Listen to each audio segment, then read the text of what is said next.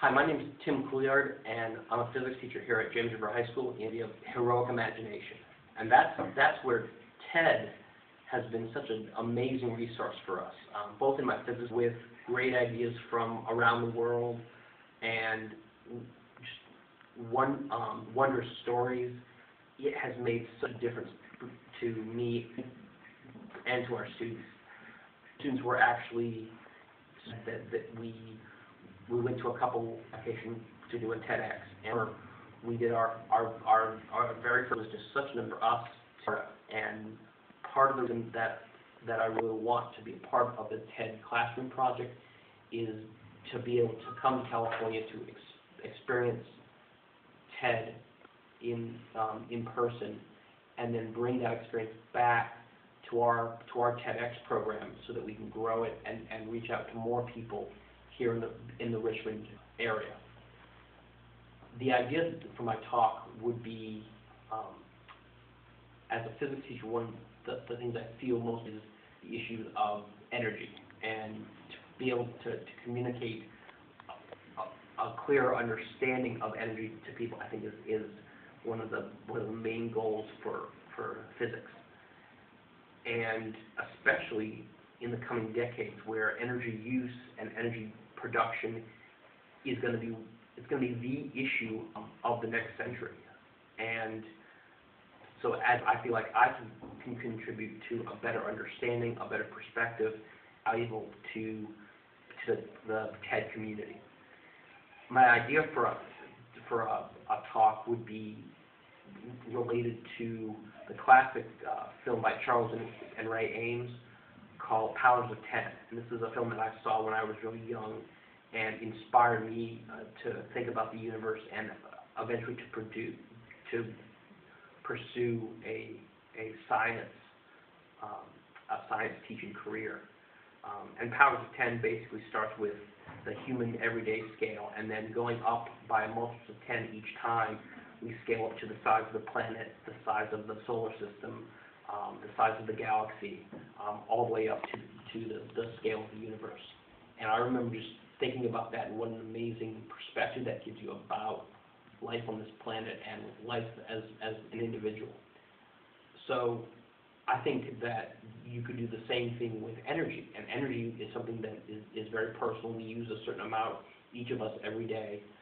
But then to scale that up and to talk about, well, how much energy do you use? How much energy does your house use? How much energy does your state as a whole use? Where does that energy come from? As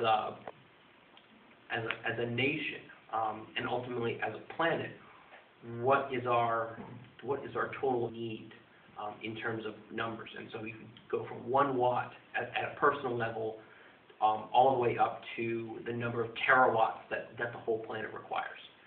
And then to kind of fast forward with that and say, okay, that's our energy needs today. Where is that going in 10 years, in 20 years, in 50 years? And I want to contrast that with the available resources. How much energy is there in finite resources? How long is that going to last? What contribution can we possibly get from alternative sources? Which ones are worth investing in, worth exploring?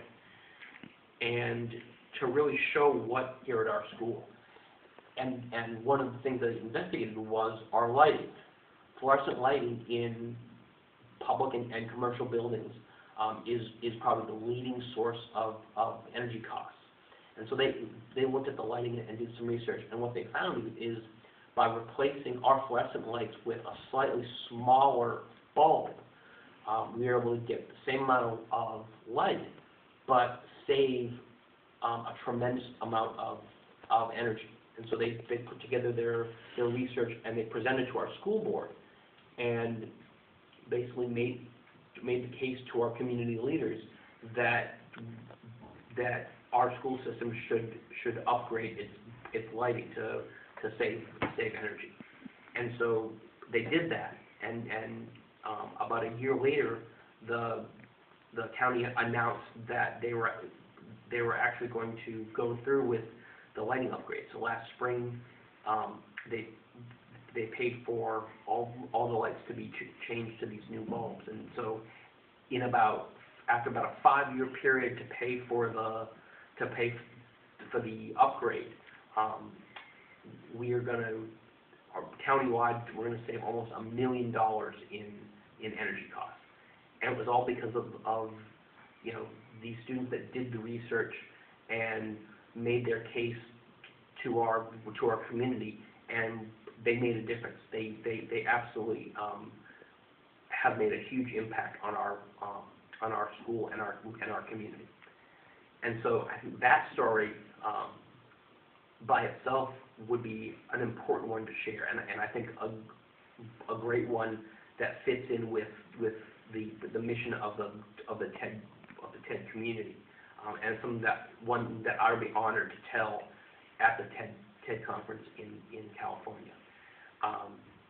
And the only other thing that I would add is I feel passionately about TED. I think it has a chance to do some amazing things for our students.